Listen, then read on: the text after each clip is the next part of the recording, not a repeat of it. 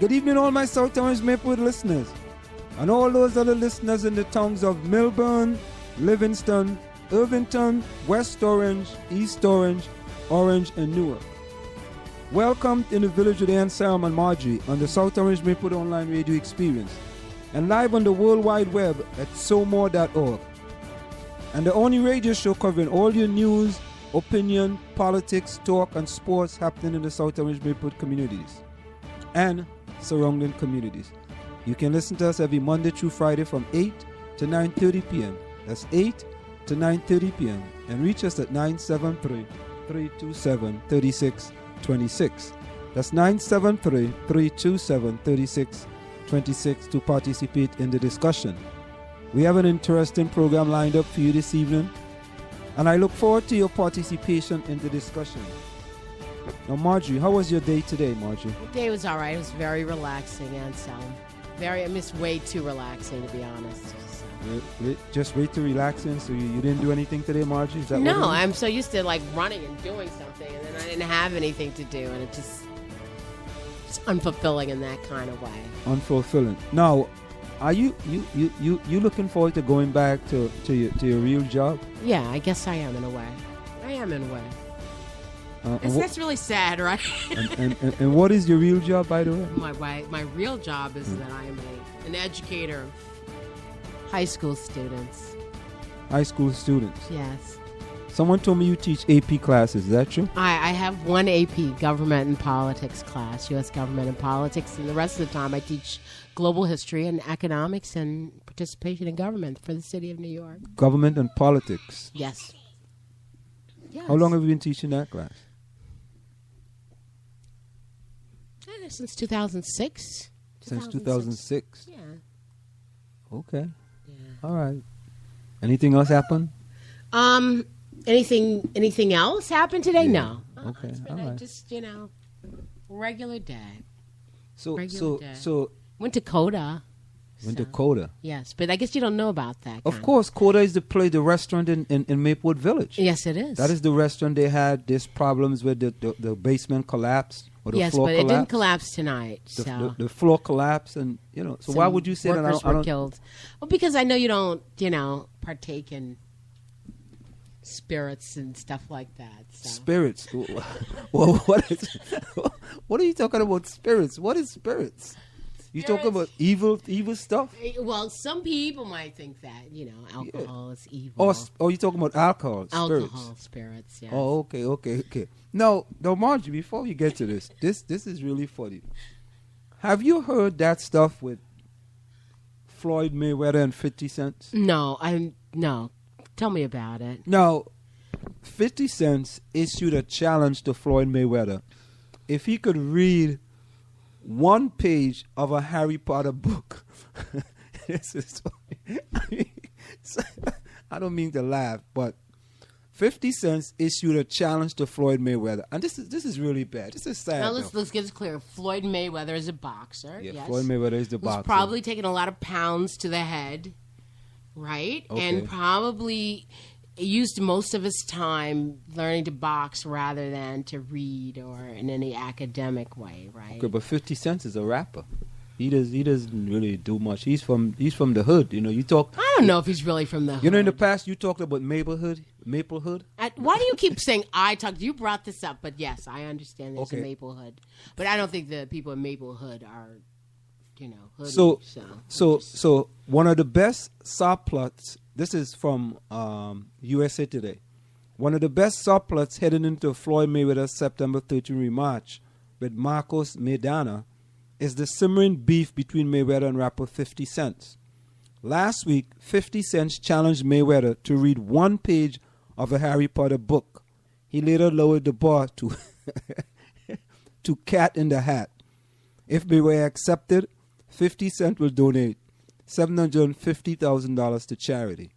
Now, let's listen to what 50 Cent had to say when he challenged him. This is a special ASLELS challenge for you, Floyd. If you can read one full page of a Harry Potter book, I'll give $750,000 to whatever charitable organization you want to. The bucket of ice, man.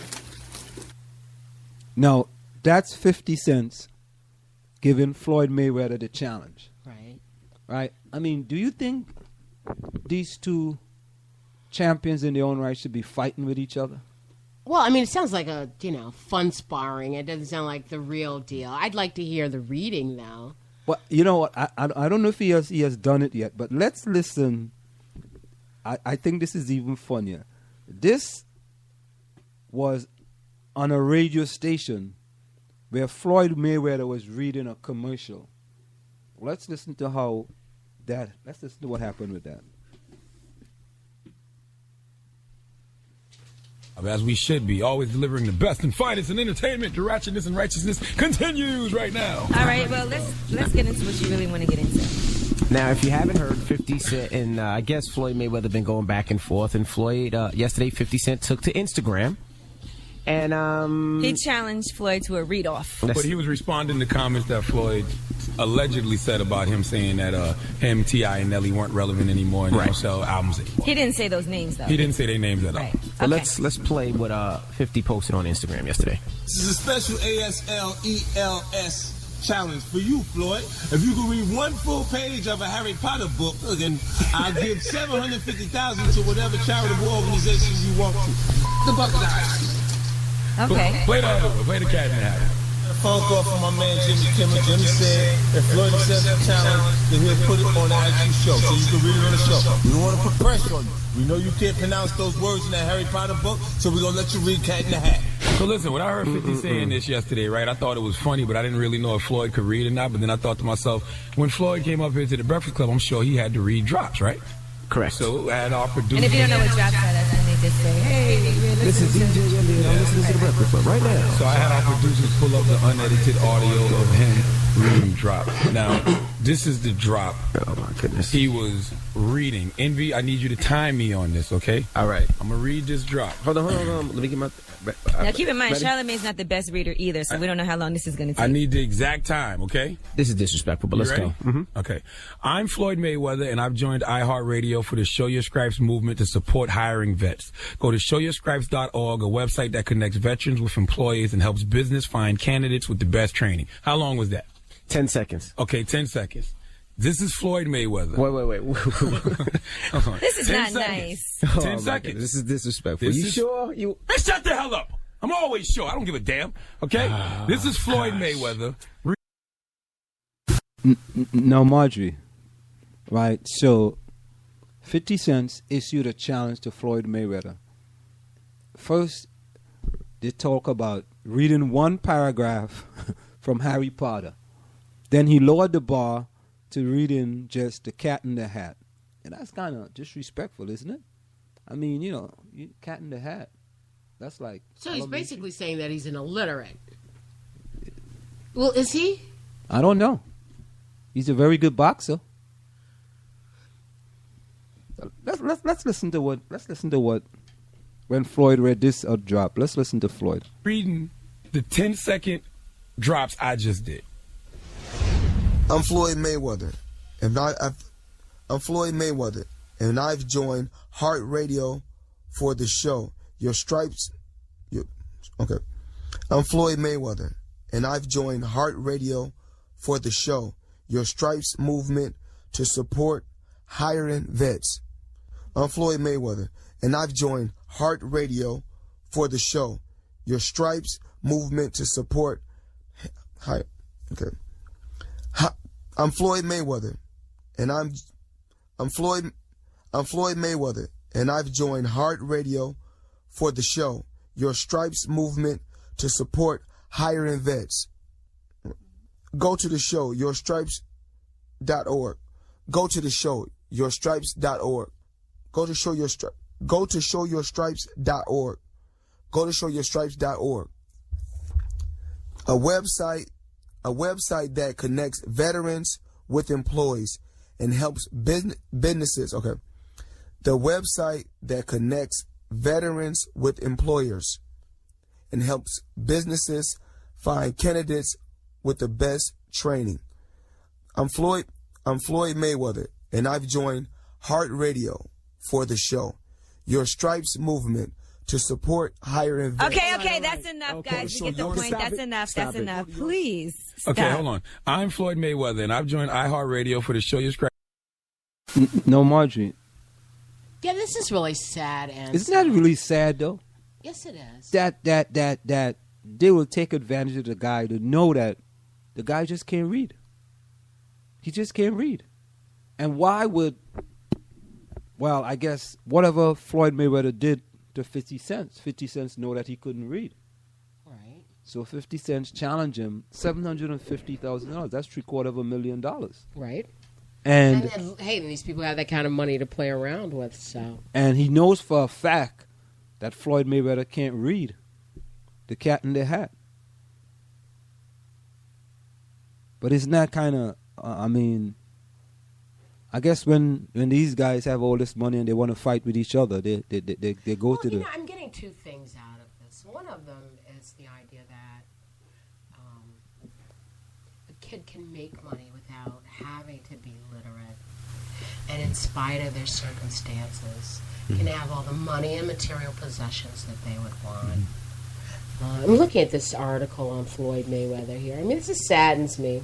This is boxing has been his life since childhood, and he never seriously considered any other profession. I think my grandmother saw my potential first, Mayweather said. When I was young, I told her I think I should get a job. She said, no, just keep boxing. And when I was 8 or 9, I lived in New Jersey with my mother, and we were 7 deep in one bedroom, and sometimes we didn't have any electricity. Mayweather said, when people see what I have now, they have no idea where I came from, and no idea how I was going to end up growing up. It wasn't uncommon for him to come home from school and find used heroin needles in his front yard. His mother was also addicted to drugs, and he had an aunt who died from AIDS because of her drug use. People don't know what the hell I've been through. So when you consider his circumstances and all that he could, possibly invest on was his own talent, I don't know. That's just sad. Well, I think what Floyd Mayweather did is that on Twitter, he tweeted a copy of the check he got for the last fight, 5/3/14, Mayweather Promotions LLC. He got a check for $31,406,000. This gross pay was $32 million. They deducted $569,000 for tickets and $25,000 for anti-doping, and he got a check for $31 million. In 2013, September the 14th, 2013, he had another check for $40,870,000. Again, there was $605,000 deducted for tickets and $25,000 for anti-doping. And in the space of 2 bouts, this guy made $72,276,000. Let me ask you, so when you say anti-doping, so you get paid extra if you're found without any drugs in you? Or? No, he has to pay. He has to take drug tests. Right. He has to be drug tested. So it appears that he has to pay for the drug test. Oh, okay. So it cost them $25,000 to drug test him. Wow. Or maybe not just drug test him, but drug test him and the challenger that challenged him in the fight. Because if you're a boxer, they want to make sure you're not on steroids, or you smoking weed, or any other kind of enhancing. Yeah. So that was it. So that's the Floyd Mayweather story. I mean, it's kind of sad that these two gentlemen who are very rich indeed, has to go and try to fight with each other on Twitter, talking about who can read and who couldn't read. And it's interesting with Twitter, you've got 40 characters or 140 characters for a tweet. Yeah. So, I have a hard time trying to just write shortened sentences. And that's why I don't even tweet, because I can't think that fast. But, there's just a double message. It's saying that, money is the thing in the society to have. And then at the same time, it's saying that, the success of some athletes shows that you don't really need an education to have money. Now, does that money translate into any kind of political power? That's my question. I mean, when you got $72 million, you don't really care whether you have political power or not. But other people who have $72 million use it for political means. So we have to distinguish whether money is power or not, and if it is, how are you going to make it? Well, Margie, think about it. You trying for the guy to become a politician he can't even read? No, but all the people that are running corporations aren't necessarily politicians, and they make money like that, or even more than that. But they can make things happen. Yeah, but Floyd Mayweather can't even read. What is he going to make happen and he can't read? So you have money but no power because you're not literate. Exactly. He can't read. But then you don't have to be literate to know when things are bad. But he can't read. So if they put something in front of him, the guy read this thing in 10 seconds. It was a drop. They was doing something for iHeart Radio. And Floyd Mayweather was saying heart radio. So he dropped the I totally. It's sad that, he just cannot read. I mean, he could do an interview, but that's pretty sad, though. Well, do you think that even though he rose above his circumstances based on the amount of money he has, he's still illiterate? Yeah. And that's kind of sad. You would think he would go and try to take care of that and not let 50 cents make him look like. Well, let me ask you, do you think that people are basically just products of their parents? And you are a product of your parent, but you can change as you go along in your life. So he changed monetarily. I'm sure that his family is taken care of, but which is a good the thing. mental, exercise is not happening at the same time. It's really sad, Anselm. I don't know. I mean, and then you got somebody who's calling themselves 50 Cent, and it should be 50 cents, and everyone knows that. But, I mean... Time check. The time is approximately 8:17 p.m. That time check is brought to you by All-Star Motors, providing you with services you can trust. They provide you with ASC certified mechanics, New Jersey State inspection facilities, used car sale, authorized police storage, and emission repair facilities. You can call them at 973-762-8771. That's 973-762-8771. We'll be right back with Margie and Anselm in the Village.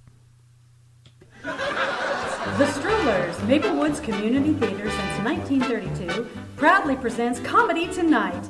Come laugh at your friends, come laugh at your neighbors as they tickle your funny bone with song, dance, and old-fashioned sketch comedy. One weekend only, September 19th, 20th, and 21st at the Bergdorf Center for the Performing Arts in Maplewood. All tickets $10. Go to www.thestrollers.org for all the details. Don't stay at home. Come play with the Strollers.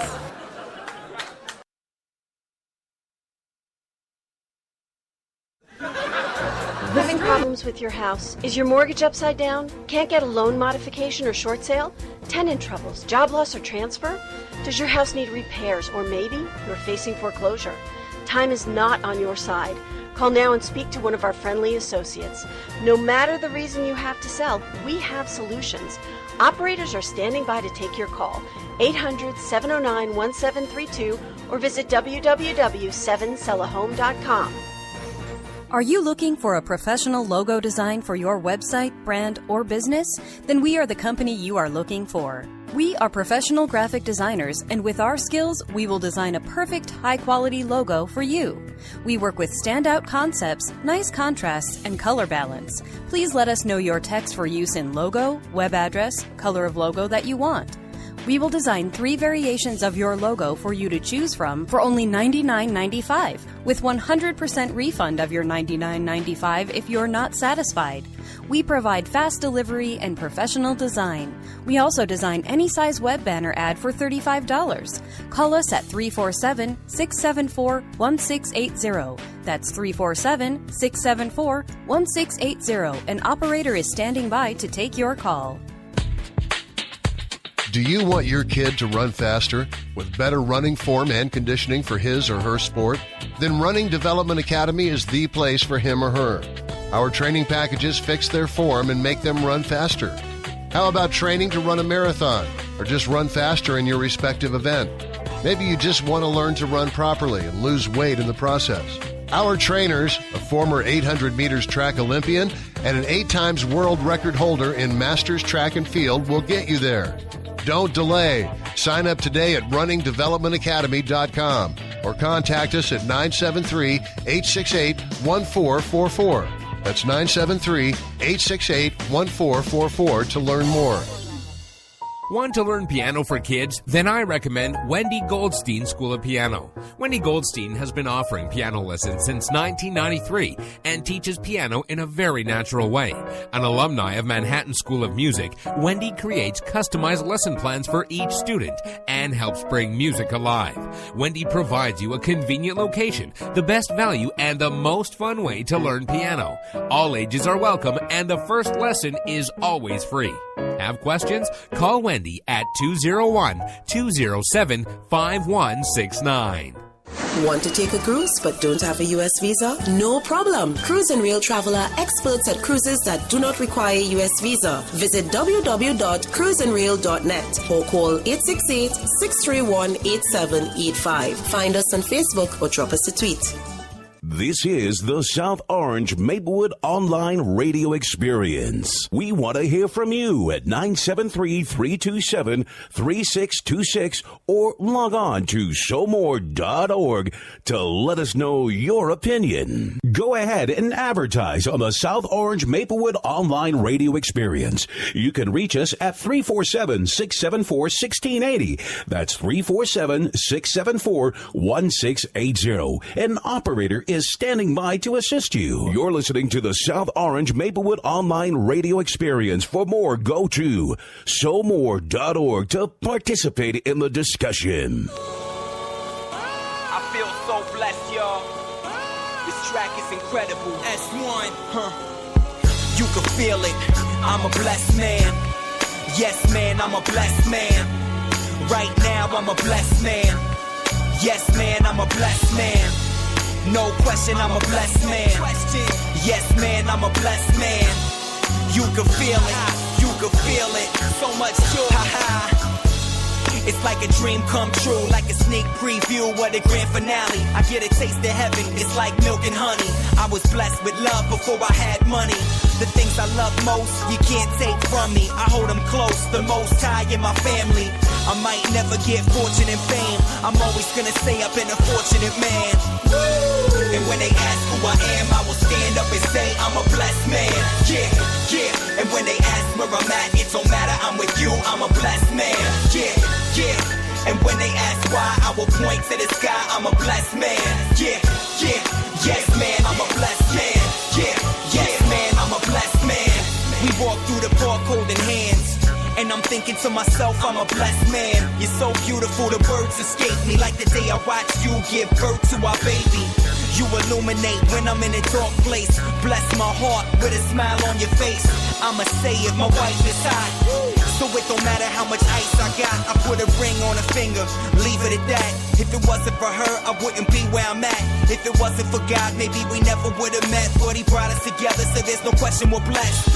I don't write many love songs, I'm sorry, girl. The truth is I never hear beats worthy of it. But when the glove fits, I let the world know I'm married to an angel and plan to stay faithful. And when they ask who I am, I will stand up and say I'm a blessed man. Yeah, yeah. And when they ask where I'm at, it don't matter, I'm with you, I'm a blessed man.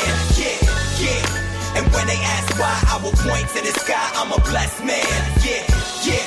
Yes, man, I'm a blessed man. Yeah, yes, man, I'm a blessed man. As I sit back reflecting, it's obvious that my life's been protected. I had friends get murdered, I could have been there. Friends committed suicide, I could have went there. Depression, my life could have ended. I could have took a flight on September 11. Life is fragile, we take it for granted. I'm thankful for the life I was handed.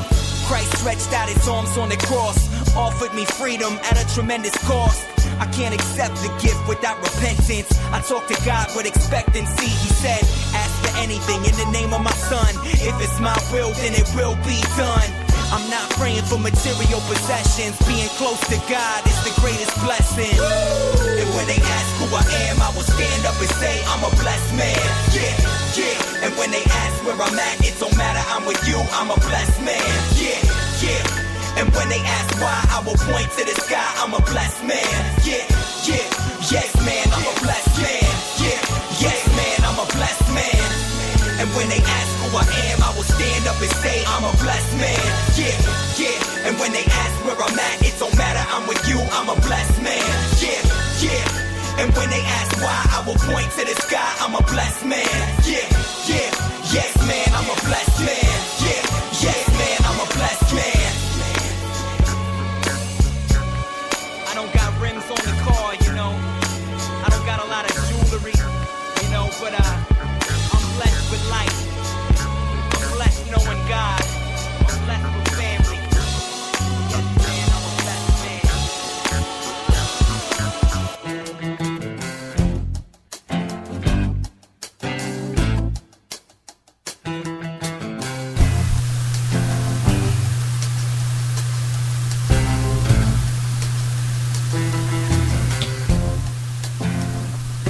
We are back with you. It's in the Village with Anselm and the South Orange Maple Online Radio Experience. Coming to you every Monday through Friday from 8 to 9:30 p.m. That's 8 to 9:30 p.m. You can reach us here at 973-327-3626. That's 973-327-3626. You can like us on Facebook at facebook.com/SoMore Radio. That's facebook.com/SoMore Radio. You can tweet us at SoMore Radio. That's at SoMore Radio. You can also listen to us on tunein.com. That's TUNEIN.com.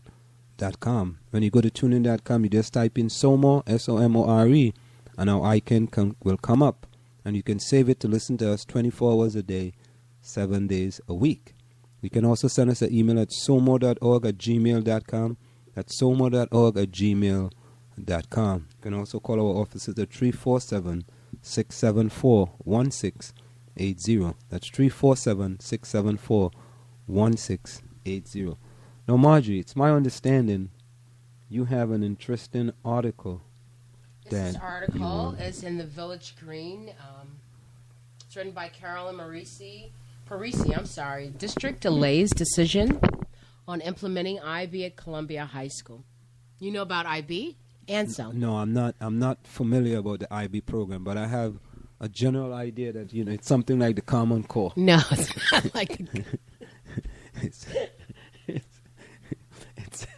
right? Let me try to give you some information from this article. The South Orange Maplewood School District will defer by 1 year the decision on whether and when to implement the International Baccalaureate program at Columbia High School until the board can assess how the program is working in the middle schools.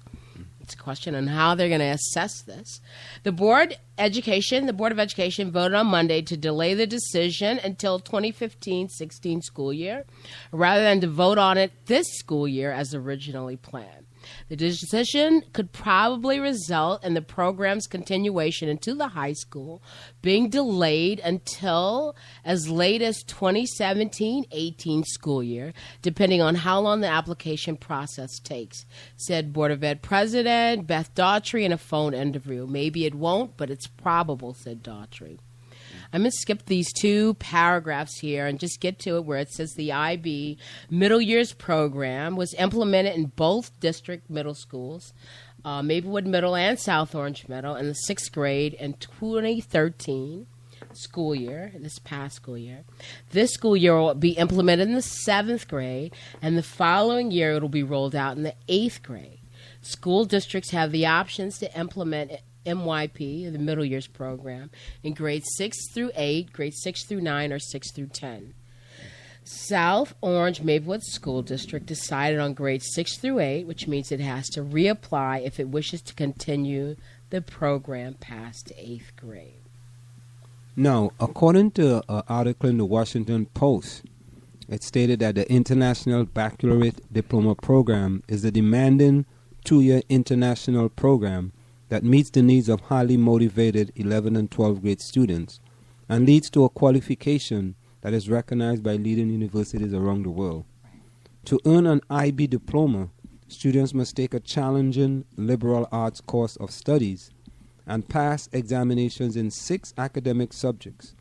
In addition, students are required to take the Theory of Knowledge (TOK) course that investigates the nature of knowledge in various disciplines, participate in creativity, action, service program to achieve 8 learning outcomes, undertake original research, and write a 4,000-word essay. Students successfully completing the program earns the internationally recognized IB diploma. And after you earn the diploma, then what? And then you go to college like you would with the regular high school diploma or with AP credits. So it's just another accreditation institution that when you get out of high school, it says that you are able to do whatever the program requires. But why? And I think this is a good idea by South Orange Maplewood. Right. Because, these type of programs doesn't benefit the whole community in the high school. So you're saying you think it is a good program because it doesn't? No, it's not a good program. I think I like this program, and as you know, when we met, I was working on doing a charter school here, and I would have had IB and AP available because I believe students in this district, and any actually, should have as many alternatives as possible. So if I wanted to go into a vocational career, I have an opportunity to do that. If I want to take a very strong liberal arts program, I could get involved in IB. If I want to just focus on math or science or a specialty, I would take AP exams. So it's opening up different opportunities for students here. It's not just a high school diploma. You're going to have a high school diploma plus this or plus that. So it's, a menu of things that a person can pick from here. Now, to me, AP classes, I can understand. But, when my son was looking to get into high school, St. Benedict's Prep in Newark, right? They don't have AP classes. I think that AP is just totally overrated, and people get a lot more excited over it than it's really worth. You can have... Well, I'm glad you said that. I know I am saying that because you can have that on your transcript. Say, for example, in the school I work in, there's a program called Gateway. And the students have to, who are in the Gateway program, primarily minority students or students of color or students who meet a certain financial, limitation. I'm sorry, I'm not coming out very clear here. But students who may meet a certain financial requirement are allowed into this Gateway program. And in the 11th grade and the 12th grade primarily, they have to take X number, maybe I think it's 5 AP courses. And these AP courses look good on your transcript. But you can be in an AP course, especially in the school that I'm in, and still fail the AP course or get a low grade in the AP course. But when a college is looking at your transcripts in November or December or whatever, and they see, oh, this kid is taking AP Chem or AP Bio or AP this, and even though they're not, don't have the ability or don't have whatever it is to pass that test, but it just looks good on their transcript. And at the end, in June, you take a test that you qualify for. You get either 3, 4, or 5. Some universities will accept it, and some won't. So my son took AP tests. He took 2 tests. And these tests, at least if you don't qualify, financially, you pay at least $80 a pop for each one of these tests. And the assumption is that once you take the test and you qualify getting a 3, 4, or 5, the university that you go to will accept those credits. So one of my dear friends, her son is going to UMass right now. She's probably enrolling him probably tomorrow. Her son had maybe 5 AP courses. 3 times 5 is 15. He got at least a 3 in all of them, if not higher than a 3. And so thus his school, UMass Amherst, should accept him and with 15 credits, which means he is, past his freshman year. Okay, so that is the benefit. That's the real benefit, but that is if your school takes it to my son is in Morehouse. They say, oh, you got, the highest on your AP Calculus test. That's great. We'll just put you in Calc 3 or 2, a higher level. But are they accepting that as credit? Is it shaving off some credit for them? No, not at that particular school and not at every school. I've had students who've taken classes, and if your major is biology and you get a 4 or 5 on an AP U.S. government and politics exam, but that's not your major, they're not going to accept that as a credit. So it's just overrated. I mean, it's totally overrated. Well, based on what you just said, I don't think it's overrated. If I take this IB classes, right? Yes, and you I get an IB diploma. And I get 50. I take 5 classes and I get 15 credits. No, this is the AP, but the IB, I don't think that it translates into university credit. This is AP classes. Those are AP classes. Some schools allow you to get credits for taking AP class if you score 3 on and the above. Final exam, yes. Right. So if you score 3, they allow you to. So if you had, as you said, if you have 5 classes and you scored a 3 and above on the final exam, yes, they will give you 3 credits per class. That makes sense. Depending on whatever class it is. Yes. No, but that makes a lot of sense. That makes sense. Does. But there are other ways to give students. But the IB is different. IB, you're just getting a diploma. You are getting a diploma that's going to be internationally recognized.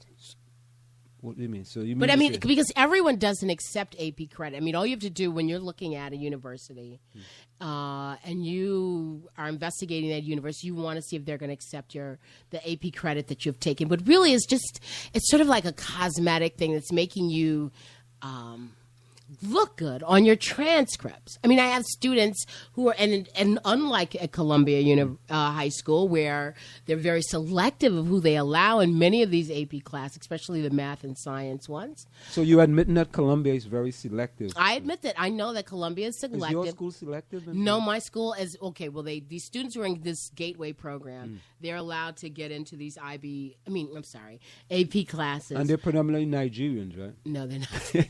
You said it's not. I did have a preponderance of Nigerian students last year, but it's not every year. It's not like that. Okay, you told us those 3 names, those 3 Nigerian names. What you found, I was looking at. Don't mess with my ex-students. At any rate. So. No, but it's on your transcript. So when you send your transcripts in. In October or whatever, and you want an admittance into a university, it says that you're taking AP this, AP that, and you've taken this and that, but you may not even pass or get the 3. You may not qualify with the 3 or 4 or 5 on that. And even when you do qualify, even if you do, there's no guarantee that the university that you want to get into will accept those credits. So Columbia High School is not really making a bad move in this situation then, because really and truly, it doesn't really affect anything significant. I mean, I think it's overrated, and I think that it's a leverage point that a lot of parents in this community in particular, more so than the one that I see, that I work in, but in this community in particular, uses, my kid is taking AP this or so-and-so. I mean, and indeed, it may be helpful, but... it is helpful because I have friends in universities who say that, so what, you took that. They're different. If the goal is to get college credits, there are other ways that the district can come up with, and I want to give them my idea, but which is not anything. I mean, just like when we were in the park and we met that kid who was at a middle college, right? Who went to a middle college in Newark, and her classes were accepted at Bard, right? And she said that I'm getting credit for being at Bard, and I'm getting credit for whatever that school is that she was at in Newark. Right. Yeah. Right. So there are additional ways. I mean, the school could pair with colleges in the area to make sure that a kid got credit, dual credit. I mean, what about your school? Seton Hall, what are they doing for Columbia High School? What kind of relationship do they have? So there's all kinds of things that can, be done. AP is not the end all and be all of everything. But and I really I love my class. I love what I teach. I love actually the curriculum for AP Gov Ball. It's very eye-opening. It's better than just regular teaching government, participation in government for the city of New York. It's better than just regular civics. But for people to, place so much emphasis on that, I mean, I think it's just overrated. But you know what? If you said something that I think is very important, when you look at You're listening to the South Orange Maplewood Online Radio Experience. For more, go to SoMore.org to participate in the discussion. No, when you look at what's going on at Columbia and that the AP classes are predominantly Caucasian, so to speak. At the end of the day, they will have better opportunities when they go to college or in order to get into colleges based on their transcript, because these are things that are positive. We would expect that some admissions officers are looking at those transcripts and saying, oh, they took this challenging course in AP, blah, blah, blah. So, and some of them may do that and some of them may not. Well, I would think that most admission officers will look positively at AP courses as opposed to saying that, this person is just an intelligent person and they're taking all these AP courses. I think there's a positive. But if you don't have it, there is a negative. Yes, but then there are other things, and I think it would be good to get one of those kinds of people in here to talk to them. Or we don't have to get them in, but there are other things they're looking at. They're also looking at your community services, what kind of the service that you've done, what kind of experiences you've had in the summer, what other kinds of stuff that you've done, your grade point average, your grade point average absolutely. Overall. I think that in the case of like the AP classes or the high level honors classes, is what the deal is with that, is that if you're in an honors class, your 4.0 is really, an A is not 4.0, it's 4.1 or some higher number than 4.0, correct? Mm-hmm. If you're probably in a level 3 class, your A is a 4.0. In a level 3? Yes. If you are in an AP class, your A, the A you get, the excellent mark you get, is probably worth 4.2 or something. I mean, I don't have these numbers directly. No, I think you're right. But you understand. So it's weighted differently. Yeah, there's weighted. You have a weighted GPA. If you had a bunch of AP classes and you got all C's in it, your C might be equivalent to someone else's B. Right. Okay. So what you're saying is that.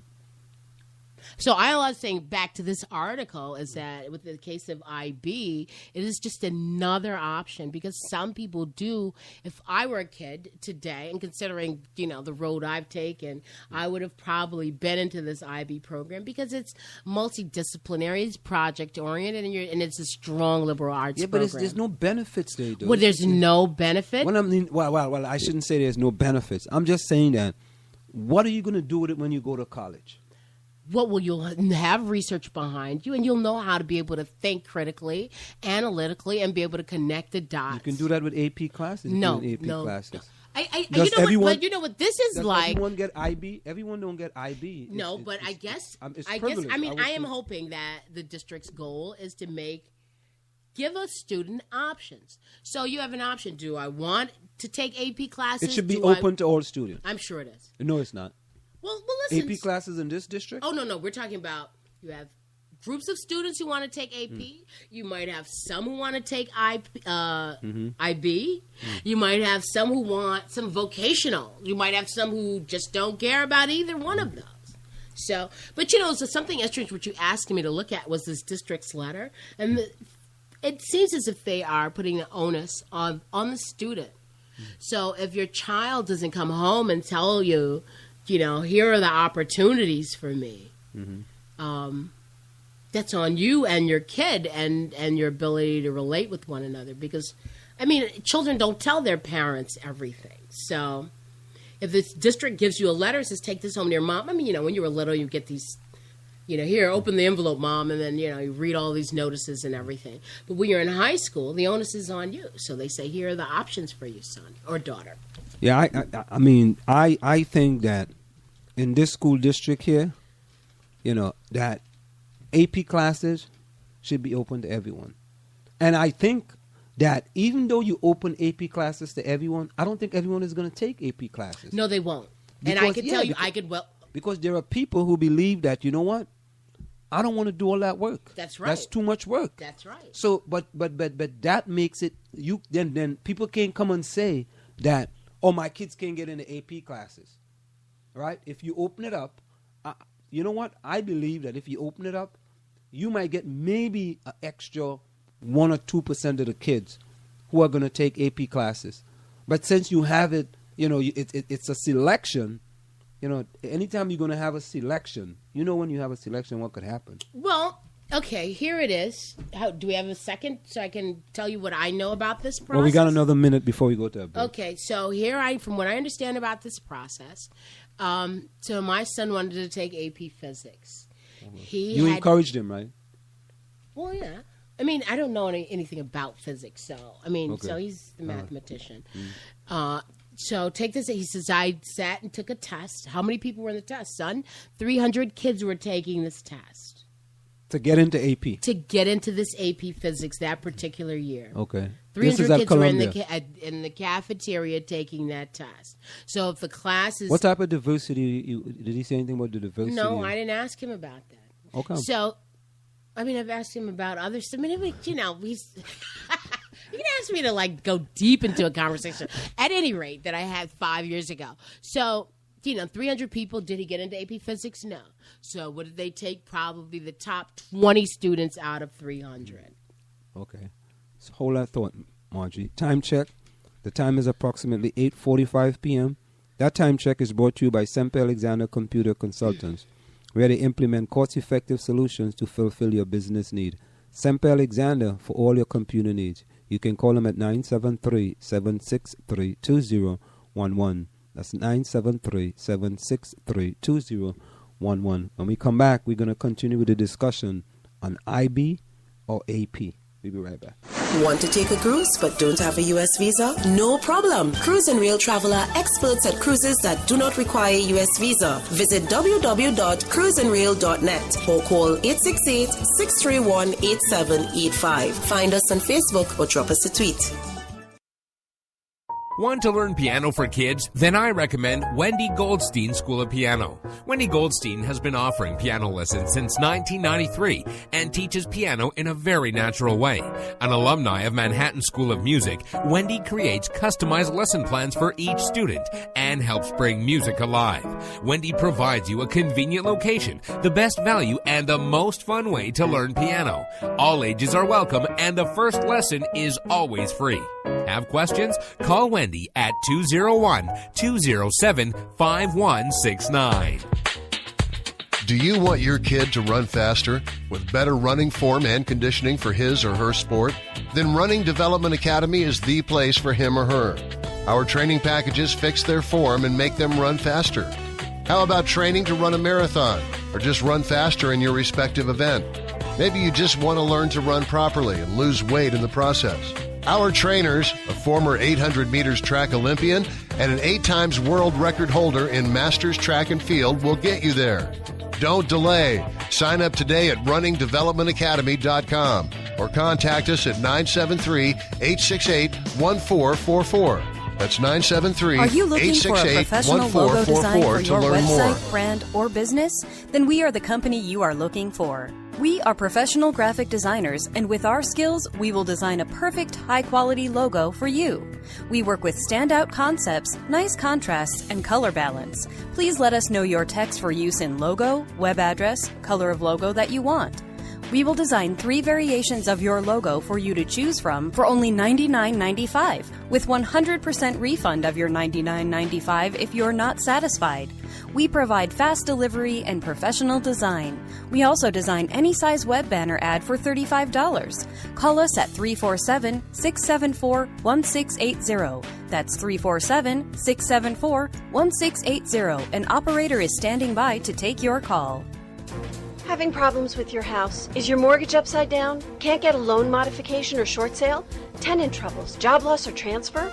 Does your house need repairs, or maybe you're facing foreclosure? Time is not on your side. Call now and speak to one of our friendly associates. No matter the reason you have to sell, we have solutions. Operators are standing by to take your call. 800-709-1732 or visit www.7sellahome.com. The Strollers, Maplewoods Community Theater since 1932, proudly presents Comedy Tonight. Come laugh at your friends, come laugh at your neighbors as they tickle your funny bone with song, dance, and old-fashioned sketch comedy. One weekend only, September 19th, 20th, and 21st at the Bergdorf Center for the Performing Arts in Maplewood. All tickets $10. Go to www.thestrollers.org for all the details. Don't stay at home. Come play with the Strollers. Get into the discussion at 973-327-3626. This is the South Orange Maplewood Online Radio Experience. We want to hear your opinion. You can log on to SoMore.org or give us a call at 973-327-3626. For community news, sports, and opinions, call us at 973-327-3626 or log on to SoMore.org. You're listening to the South Orange Maplewood Online Radio Experience. Someone who cares very much about you is amazed that you may not know how amazing you are. Of all the things you can make in life, remember you make a difference because you matter. You are the hero in your story. And if you want to know what life's for, it's for you, because you matter. The road ahead is always under construction. Follow your dreams. They know the way, and you will find your way, because you matter. Be okay with who you are, because sometimes just doing okay is okay, because you matter. Now give yourself a hug, and another one, and relax. And by the way, when you go to bed at night, also put your doubts to rest. That you matter is God's blessing. Peace. Coming soon, 24 hours a day, 7 days a week. The South Orange Maplewood Online Radio Experience. We are back with you. It's in the Village with Anselm on the South Orange Maplewood Online Radio Experience. Coming to you every Monday through Friday from 8 to 9:30 p.m. That's 8 to 9:30 p.m. You can reach us here at 973-327-3626. That's 973-327-3626. Now, Marjorie, Why do we start everything like that? Now, Marjorie, go ahead. Yes. We were doing some research. Yes. And the Huffington Post, it's a really big newspaper on online newspaper as well, and they have something called the Huffington Post Black Voices. Right. And there was a very interesting article in the Huffington Post Black Voices. The article was written by Nick Wing, and it's titled, "When the Media Treats White Suspects and Killers Better Than Black Victims." I see it here. Yeah. You want me to read it to you? Or you want to just read a little bit about that article. All right. So it says, on the afternoon of August 9th, a police officer fatally shot unarmed black teenager Michael Brown in Ferguson, Missouri. Details remain in dispute. Eyewitnesses have said that Brown was compliant with police and was shot while his hands were up. Police maintain that the 18-year-old had assaulted an officer and was reaching for the officer's gun. One thing clear, however, is that Brown's death follows the disturbingly common trend of black men being killed while unarmed and at the hands of police officers, security guards, and vigilantes. After news of Brown's death broke, media watchers carefully followed the narratives that news outlets began crafting about the teenager and the incident that claimed his life.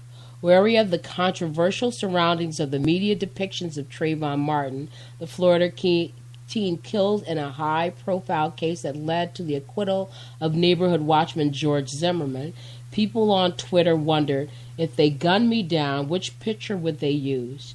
Using the hashtag, if they gunned me down, users posted side-by-side photos demonstrating the power that news outlets wield in the portraying the victims based on the images they select. On Monday, Twitter user Lord SWVP tweeted out a photo driving home another point. Media treatment of black victims is often harsher than it is of whites suspected of crimes, including murder. This is by no means standard media protocol, but it happens frequently, deliberately or not. Okay, Mary, stop right there, Marjorie. Yeah. Stop right there for a minute. Okay. Let's go to remember the theater shooting by the guy that shot up all those people in the theater? Right. That was back in 2012. Now, here's the headline for that person. Theater shooting suspect was brilliant science student. Now, here's the headline for Michael Brown, Police. Michael Brown struggled with officer before shooting. Okay? Now there's a few others. We had something that happened in Alabama, and this is the headline for the white suspect. Alabama suspect brilliant, but social misfit. That's how the Lubbock Avalanche Journal chose to present the story of Amy Bishop, a former college professor who eventually pleaded guilty to killing 3 colleagues and wounding 3 others at a faculty meeting in 2010. I remember that. Now here's a black victim. Montgomery latest homicide victim has history of narcotic use tangles with the law. Wow. That's the headline AL.com ran about the shooting to death of a 25-year-old black man in Alabama earlier this year. Now, this is a white suspect. This is the Staten Island Advance covered the case of Eric Bellucci. Well, come on now, Staten Island. A mentally ill New York man who allegedly killed his parents. And this is the headline. Son in Staten Island murders was brilliant, athletic, but his demons were the death of his parents. That's a nice way to put it. Now here's Trayvon Martin, the black victim. Everyone knows about Trayvon Martin. Trayvon Martin was suspended 3 times from school. That's how NBC News ran the headline. Let's go on again. Now there was something happened in Oregon. The Fox News headline quoted, "Friends shocked that 15-year-old Jared Michael Paget had entered his high school heavily armed and killed a classmate, injured a teacher, and took his own life." And this is how the headline read. Oregon school shooting suspect fascinated with guns, but was a devoted Mormon, his friends say. Now here's a black victim, and this is in Florida. This is a headline in the Ledger, focused on a police account that made the death of a black 19-year-old seem somehow expected, or at least unsurprising. Police. Slain Lakeland teen had been shot before. Death possibly drug-related. This is just, we can't make just this up. The tip of the iceberg. Yeah. Now here is another one. This is in Santa Barbara, California. In the wake of the mass shooting in Santa Barbara, California earlier this year, the Whittier Daily News offered a headline showing one man's disbelief that Elliot Rodger could have committed such a crime. And here's the headline. Santa Barbara shooting. Suspect was soft-spoken, polite, a gentleman, ex-principal said. he just very gentle life. Yeah, a mass shooting, you know. He killed all these people. But he was a gentleman. He was a gentleman about it. No, here was another one in Ohio, right? Earlier this month, no, this is New York. Earlier this month, the New York Daily News, this is New York now, ran this headline, carrying comments by the Ohio Attorney General that appeared to defend police after killing a black man at a Walmart. Ohio man, this is the black victim now. Right. Ohio man was carrying variable pump air rifle, not a toy, when cops killed him. Attorney General. Right. He wasn't soft spoken or polite or a gentleman or anything. He was carrying a variable pump air rifle, not a toy. And what do we know about? Maybe it was somebody's dad, father of 6 killed. You know, let's just read a few more. Now this was the headline given to an Associated Press story at mlive.com about an Ohio teen who later pleaded guilty to a school shooting in which 3 students were killed and 2 were wounded. Ohio shooting suspect T.J. Lane described as fine person. It's one of the headlines. Ohio shooting suspect T.J. Lane described as a fine person. He just killed 3 students, wounded 2 others. But forget about it. You know, he was a fine. You know, he was fine. Now here is another one. This is the Los Angeles Times. And this is for a white person or a black person? This is a black victim. Okay. When an unarmed father of 2 was killed by a police officer, when an unarmed father of 2 was killed by a police officer while entering a vehicle that contained his own children, the Los Angeles Times served up this claim from official. Deputy killed Marine out of fear for children's safety, official says. So they killed him because they fear for his kids that was in the car. So they wanted to make sure the children were safe, and that's the headline. Let's just get a few more. In 2008, 18-year-old Ryan Schellenberger was accused of plotting to bomb his South Carolina high school. Shutting the bomb. Ohio's Chronicle Telegram wanted readers to know that he was a straight-A student running an AP story with this headline: Straight-A students plots to bomb high school. This is really sad, Anselm. It's not funny. No, it's not funny. But, you know, the guy's a straight-A student. And he's trying to blow up this school. But he's a straight... I mean... You got to watch out for those straight-A students. That's what you ought to do. But here is another one. This is according to the Omaha World Herald. This is what you need to know about Julius B. Vaughn, a 19-year-old gunned down in Omaha last year. This is a black victim. Shooting victims had many run-ins with the law. The shooting victim had many run-ins with the law? Yes. No, this is another one, a bank robbery. Carrie Ann Heffernan was charged in 2012 in a string of bank robberies in stores. This headline at the Wicked Local wonders how she had come so far from her days as a smart high school student. Listen to this. Bank robbery suspect was outstanding Blue Hill student. Wow. I mean, I don't mean to make this funny, but you know, you can't make this up. And we get into the last one here. Here is the one for the black victim. Of 22-year-old black man Dean Sanders killing in Ohio this year. WKBN's headline said, gang member, and that apparently was enough. Police, Warren shooting victim was gang member. I mean, no, this is not, we didn't make these up now. We just went to the Huffington Post, and these are some of the things that, you know, these newspapers. So what that tells us is that, you know, the media really and truly, you know, has the power to shape a message. Yeah, they can shape a message. They can give and they're pushing privilege. It's about privilege, Anselm. Why you say it was about privilege? What you think? Well, what type of privilege? Well, it's humanizing some and dehumanizing. So you think the people of hue? Yeah. But what type of privilege are you talking about, though? It's a white privilege, Anselm. You think so? Oh, of course. You know it is. Well, why? You think that still exists? White privilege? Do you think so, Anselm? Of course it exists. Hold that thought. Time check. The time is approximately 9:03 p.m. This time check is brought to you by Nokia Home Improvements. Nokia Home Improvements for all your general construction and remodeling job. Nokia Home Improvements, no job is too small. You can call them at 973-592-8493. That's 973-592-8493. When we come back, we're going to talk about these privileges. We'll be right back.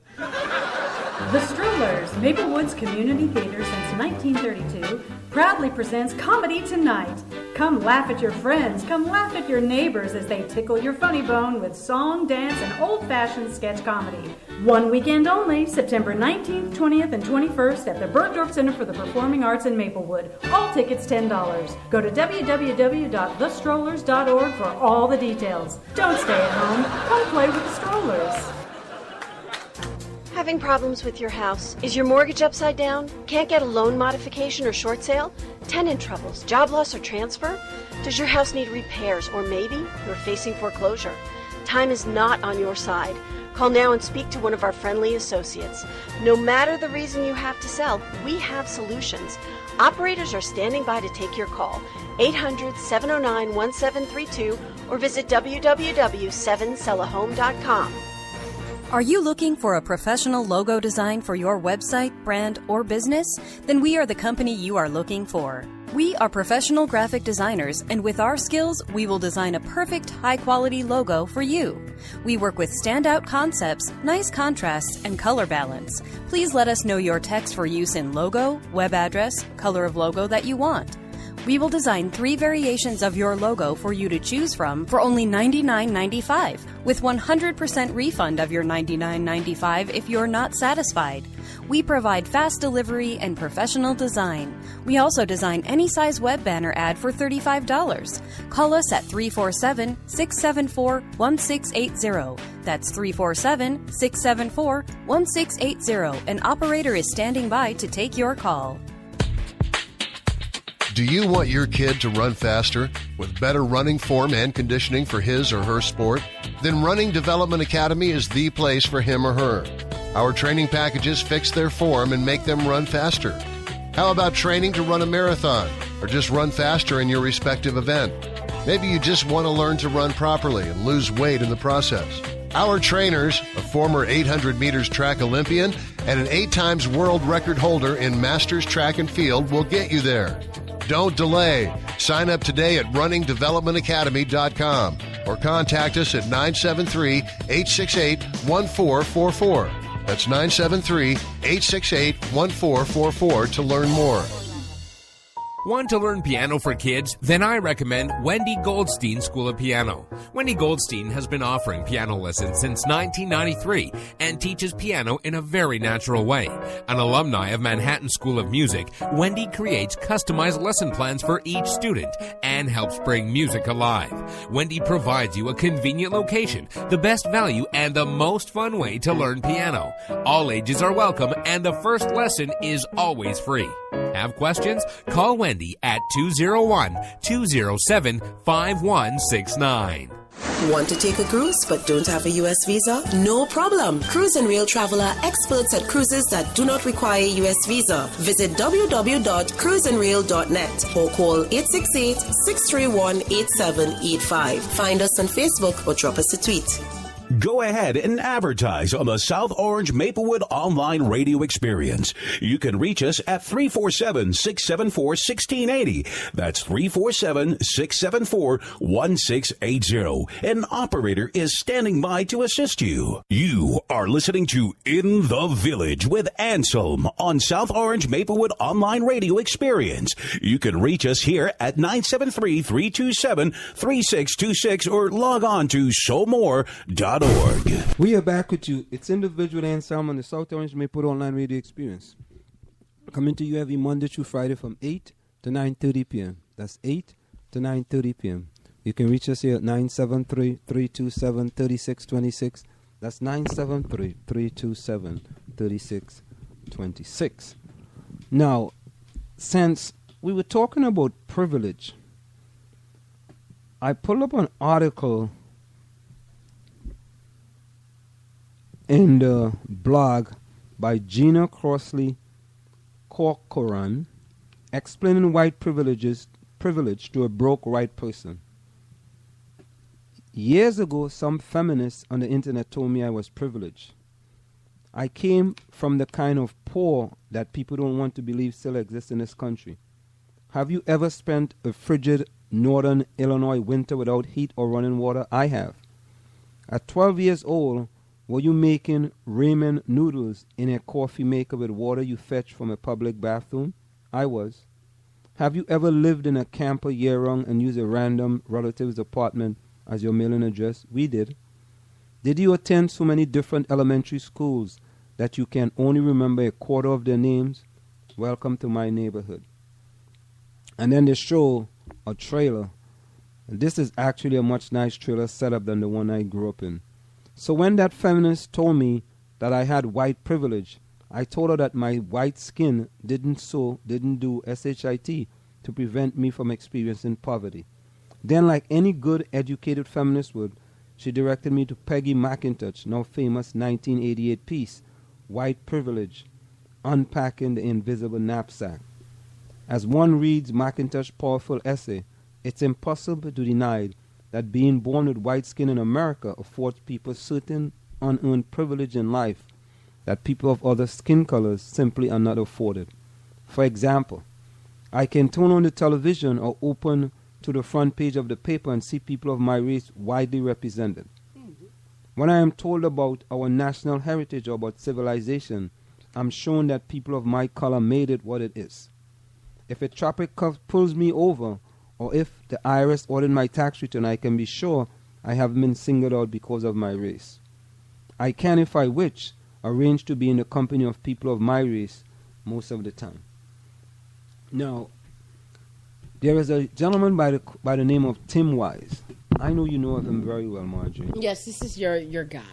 Well, I mean, it's cool. It's cool. I mean, you know, really and truly, if you really listen to Tim Wise, he really tells it like it is. And he talks and we believe him because he's white, right? Well, yeah, you know, if a white guy is talking about white privilege, it sort of makes it more credible. Yes. I would say so. Okay. You know, if I was to, you was to talk about that, you know, there'd be questions about it. So, of course, if I were to speak out. So let's listen to a little bit of what Tim Wise have to say.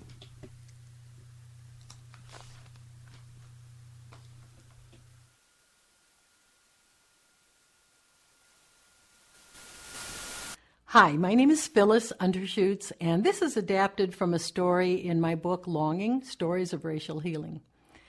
I can't think of a finer way to spend my time than sitting around a cozy kitchen table with my girlfriends, drinking good coffee and sharing bits of ourselves together in that wonderfully intimate way that women have when we're feeling safe with each other.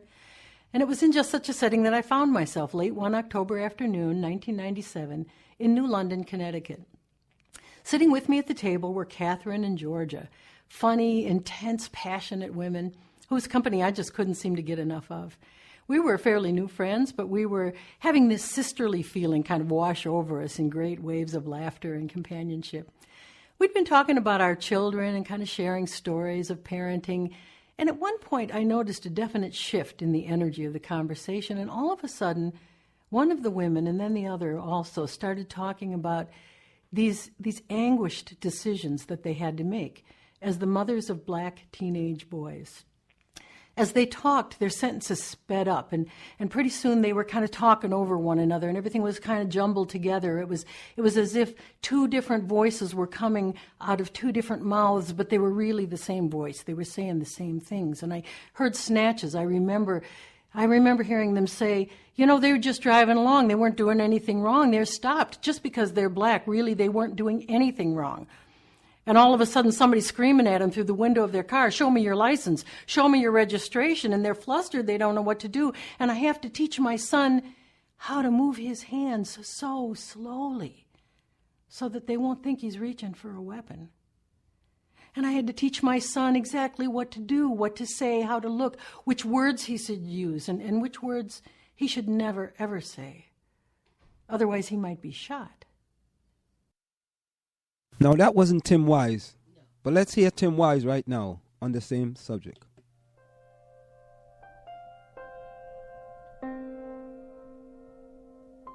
Because if you know the history of the whole concept of whiteness, if you know the history of the whole concept of the white race, where it came from and for what reason, you know that it was a trick, and it's worked brilliantly. See, prior to the mid to late 1600s in the colonies of what would become the United States, there was no such thing as the white race. Those of us of European descent did not refer to ourselves by that term really ever before then. In fact, in the old countries of Europe, we had spent most of our time killing each other. We didn't love each other. We weren't one big happy family. The side of my family that comes from Scotland, hell, they didn't even worry about fighting people outside of Scotland. Highlanders and Lowlanders just fought the hell out of each other. So there was no white race, but in the colonies of what would become the United States, what did we see in the 1660s, 1670s? We began to see that Africans of indentured servant status, many of them not enslaved yet, they were not necessarily permanently enslaved. Some were, others were indentured like many poor Europeans for periods of 7 to 11 years. They could work off their indenture and then they would be free labor technically. Realized, as did the white indentured servants, the Europeans who hadn't even been called white yet, that they had a lot of things in common, like the fact that they were all getting their clock cleaned by the elite. And so they would get together more than our history books taught us, to foment rebellion against the elite, to try to get a better deal for themselves on the basis of economic necessity. and economic justice. And what did the elite do? When you see that you're outnumbered by black and white folks who are penniless, landless, peasants, you have to do one of two things. You either have to kill them all, but you can't do that because who's going to work? Rich folks weren't going to. They had to get poor people to work. The whole point was to be a person of leisure back in those days. That was the goal, was not to work. So you couldn't kill them all. You didn't want to kill them all. You have to do the work yourself. You have to build your own levee, build your own house. No. Pick your own tobacco, harvest your own cotton. No, we're not going to do any of that. So you can't kill them, but you can co-opt them. And so the elite in Virginia, for example, in the colony, begins to give certain carrots to people of European descent, saying things like, you know, we're going to let you own a little land. Not much, but just a little. And we're going to get rid of indentured servitude. Now you're free labor. And by the way, once you're free labor, you get 50 acres of land.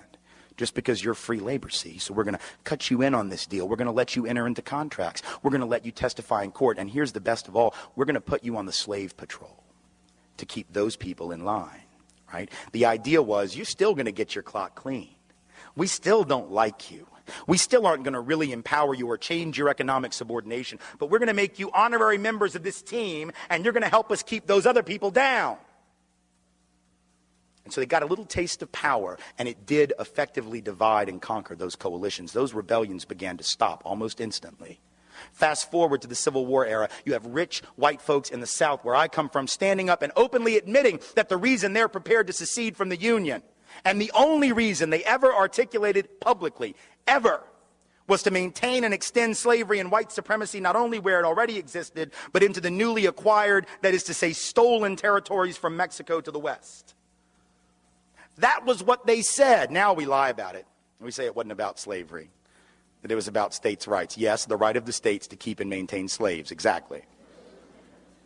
But back then they had no shame, so they didn't try and cover it up. They openly said it, but once again, the rich didn't want to go do the work. Are you kidding? No. They're going to get poor people to go fight for them. And the poor folks didn't even own slaves. Now think, how do you get poor people who don't even own the shirt on their back, let alone slaves, to go fight to keep your slaves for you? You've got to convince them that their skin is more important than their economic interest. Because think about it, if I am a farmer who has to charge you $1 a day or $2 a week to work on your farm and harvest that tobacco or pick that cotton, but you can get a black person to do it for free because you own them, who's going to get the job? Not me. In other words, slavery actually undermined the wages and the wage base, the economic floor of the typical white working class or low income person. We're back with you. It's in the Village with Anselm and the South Orange Maple Online Radio Experience.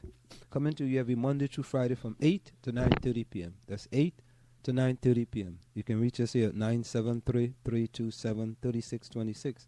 That's 973-327-3626. Now that's a young man by the name of Tim Wise. And he goes across the country, addressing many, many, many different issues. You also heard he had a piece also on the education system, and I guess many people would believe, Marjorie, that information he's talking is cock and bee. That's what they would say. I don't know. That's not my part of the world. They'll just be like, the information he's talking is inaccurate. And look, I came from Trinidad and Tobago. And, I never believed there was anybody had any privilege in anything. I just believed that, you worked hard for whatever you want and you get it. But I had an experience. We had an experience. I attended Boys and Girls High School in Brooklyn, New York. And we went upstate New York to Schenectady. Never went up to Schenectady before. And we were running in the New York State Championship. Final meet of the year. We had the best high school. Boys and Girls High School was predominantly black.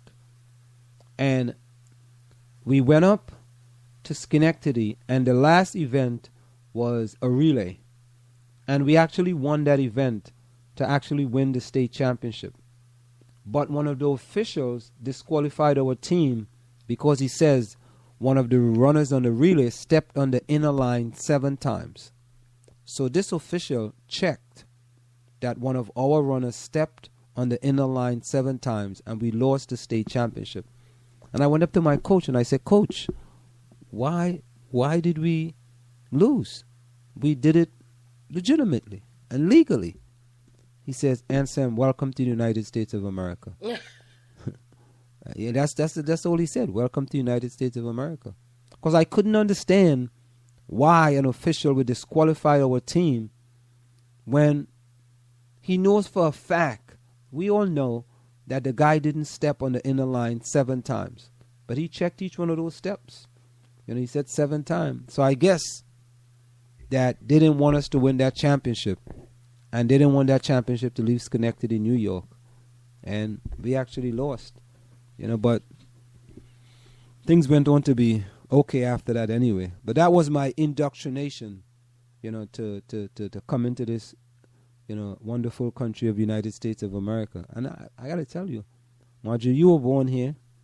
Were you actually born here, Marjorie? Yes, I was, very much so. What state were you born in? I'm from Michigan, suburb of Detroit. Yes, I am. And a black suburb. Well, it was, the name of the suburb is Westland. But there was a tiny little piece of Westland that all the black people lived in. And the way the school district was set up is that we had to go to the black schools in the adjacent town, which was Inkster, which was an all-black town, sort of like created by, Henry Ford and those types. So Michigan, which I didn't realize till much later on, was a very, very segregated place.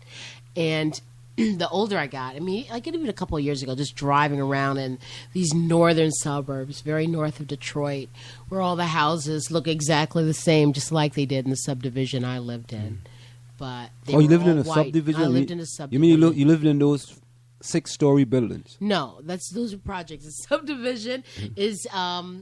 You got something against the project? No, it wasn't like. This was I'd have to explain it to you, and we really don't have the time for that. But it was where I grew up. I didn't really see any white people ever. The white people we saw were poor white people, and we lived better than they did. So, and that was pretty much true for almost every black person I saw. And the doctors were black. The orthodontist was black. The dentist, all my teachers. I went probably all the way through high school without seeing any real, 100% white people. Maybe a couple, but we were the majority all the time. No, I have a question. And so I didn't know that there was even such a thing as white superiority. The first time I heard that term, I was in college. And I was like, really? I didn't know that they thought that. Well, growing up in Trinidad, we never looked at people as white and black. We look at you as a Trinidadian. And this is serious. We never differentiate between black and white. We never did. We never did differentiate between black and white. But I have another thing that I always was concerned about. Knowing that I think sometimes people from the Caribbean look down on black Americans. Just like a certain person from the Caribbean looks down on Nigerians. Yes, go ahead. No, I don't. Right?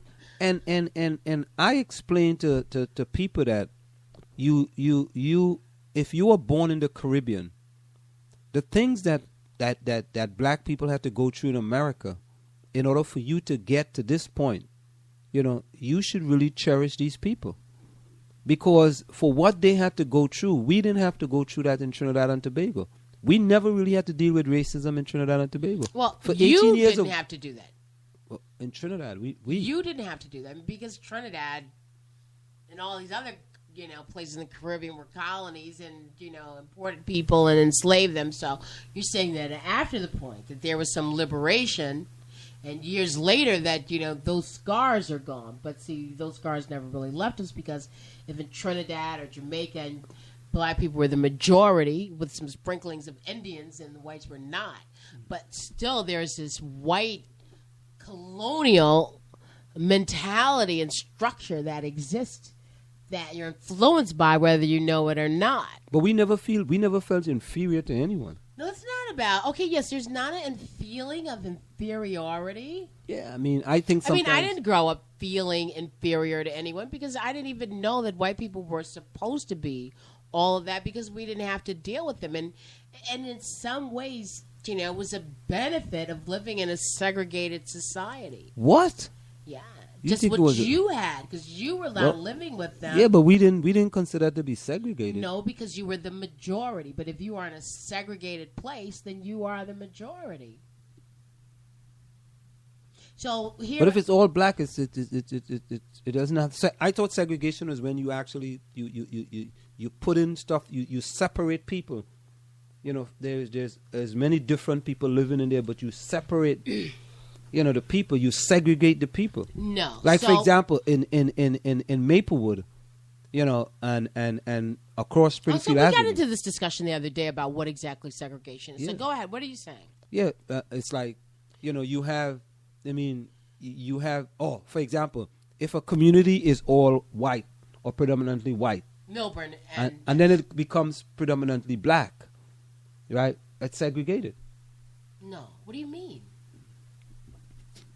What do you mean with what do I mean? What part of that you... What do you mean? What do you mean? Okay. Well, okay. All right. No. All right. Let me give you an example. All right. If you go to Columbia, right? It's a school within a school. Yeah. The school is not... The school is segregated. No. Yes, it is. It's segregated by the kids of color being in predominantly lower levels. And the other kids being in the high level. That's segregation within the school. I don't consider that segregation. But what is that? I don't know what the word is for that, but it's not segregation. So you know what? Let's look up the definition of segregation. Go ahead. So,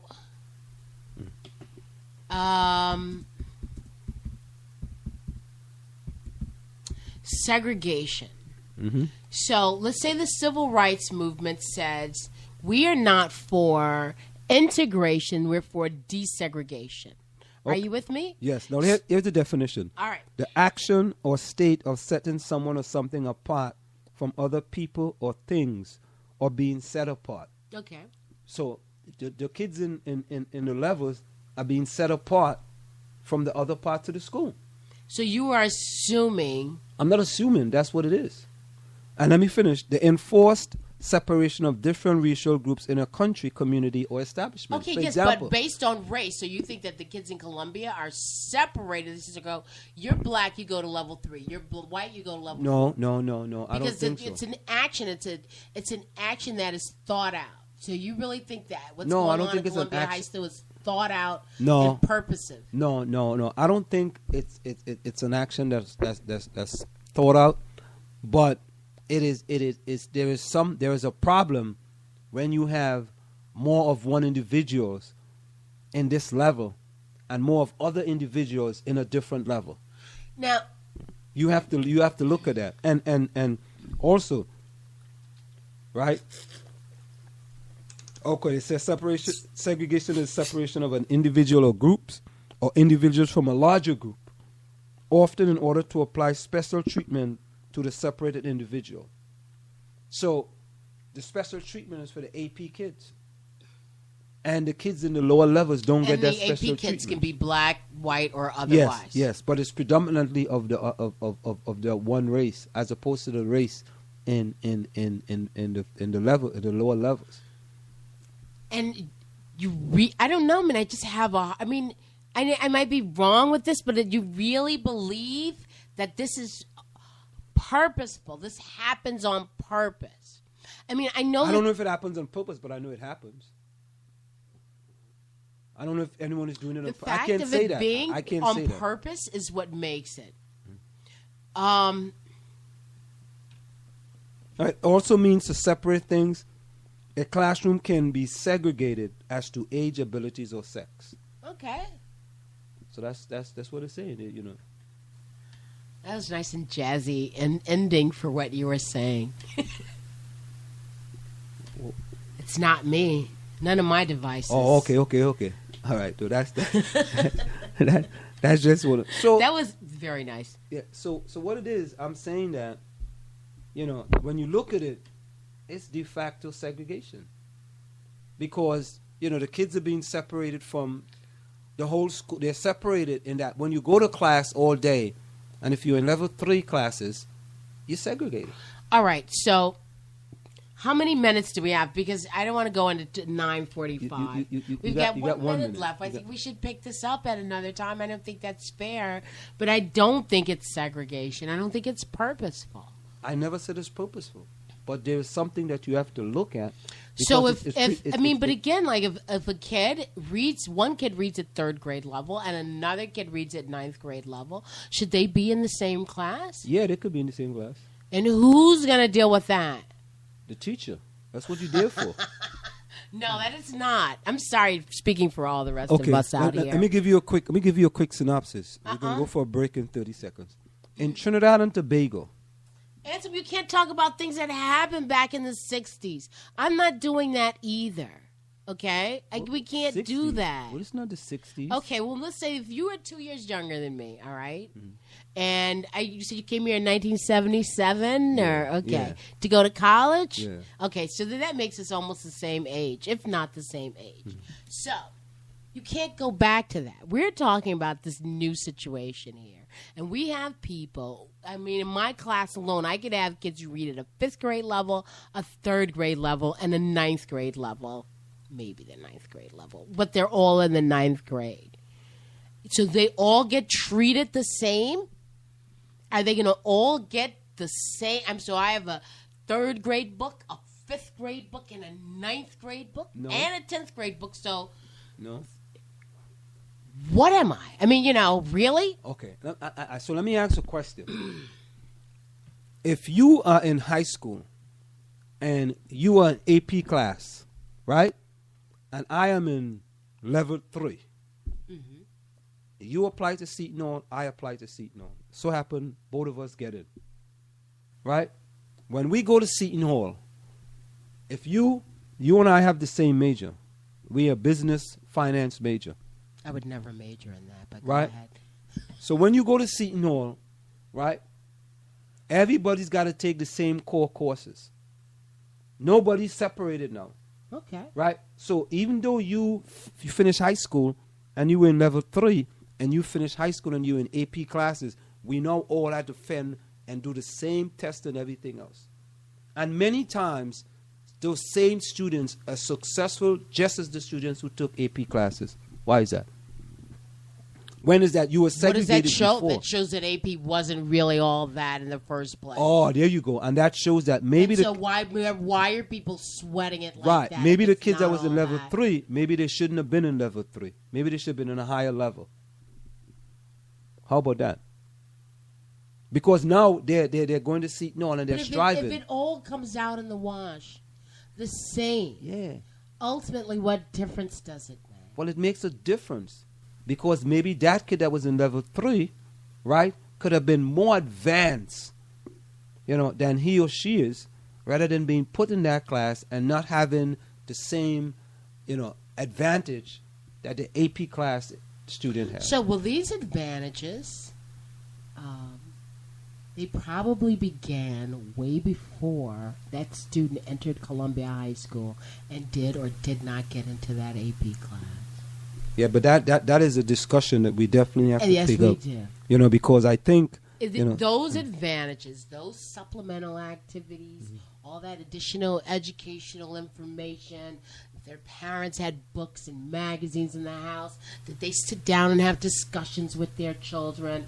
Were they safe? Did they have the food? Were they like Mayweather and didn't have to stumble over heroin needles on their way into their classroom, into their home? Was their mother home? Were they fed appropriately? All of those things help put people in certain levels. And not as if in our fine community we have people who are suffering from those ills, but indeed they may have generations away from them. Now, it is assumed in many cases that a lot of white students are not going to have that.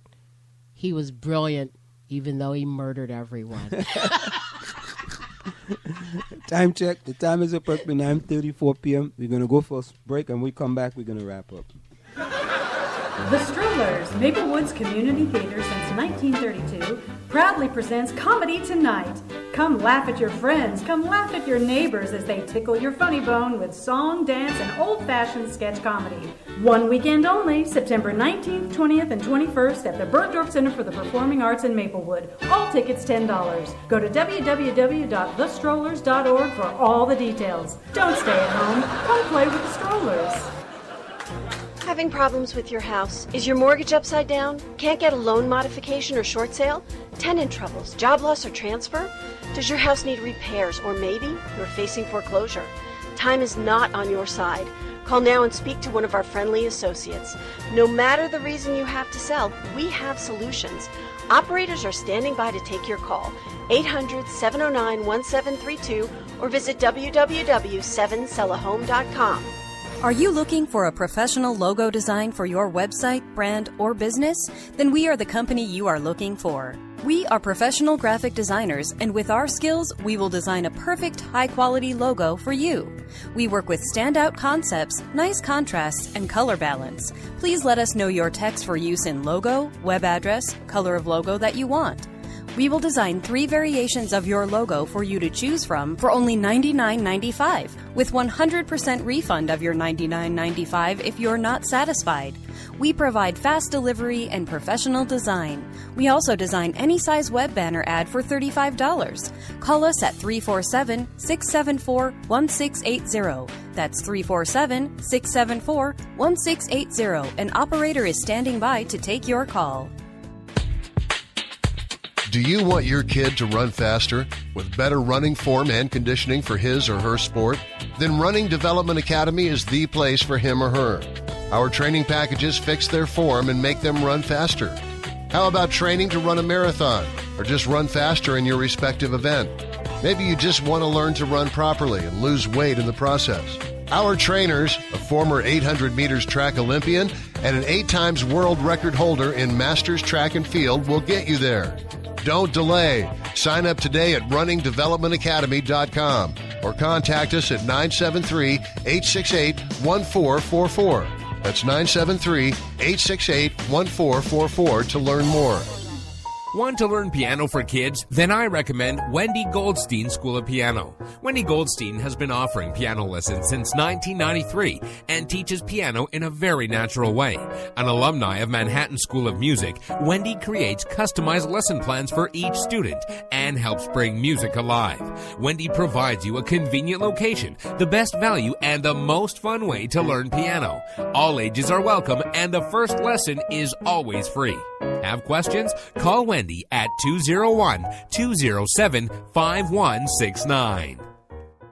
Want to take a cruise but don't have a U.S. visa? No problem. Cruise and Rail Traveler, experts at cruises that do not require a U.S. visa. Visit www.cruiseandrail.net or call 868-631-8785. Find us on Facebook or drop us a tweet.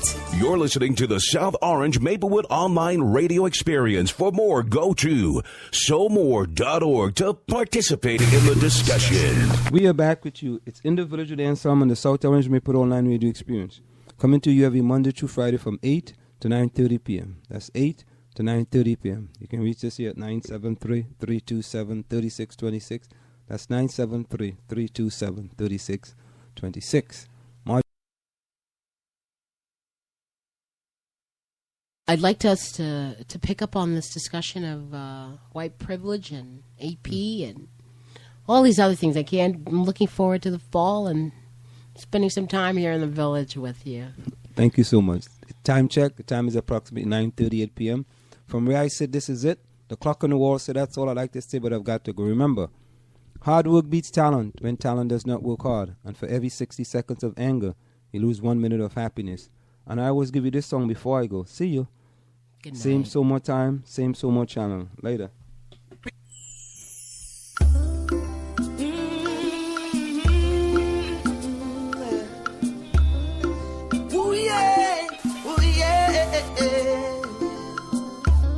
So we're giving thanks to the Most High for all of His blessings, His guidance.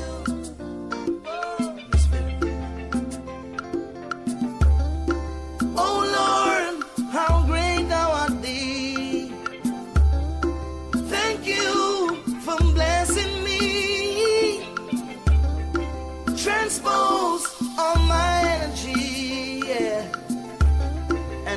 included talents in me. Now those on my head, I appreciate your gratitude, endurance, and faith. They standing in line, want to intertwine, devour my body, soul, and mind. But my will is strong, they can't throw me down. With your guidance, I will carry on. Oh Lord, every day I'm going to sing this song. Whoa, whoa, whoa. Thank you, Lord, for what you've done for me. Yeah. Thank you, Lord, for every little thing. Yeah. Thank you, Lord, for what you've done for me. And I thank you for blessing me every day.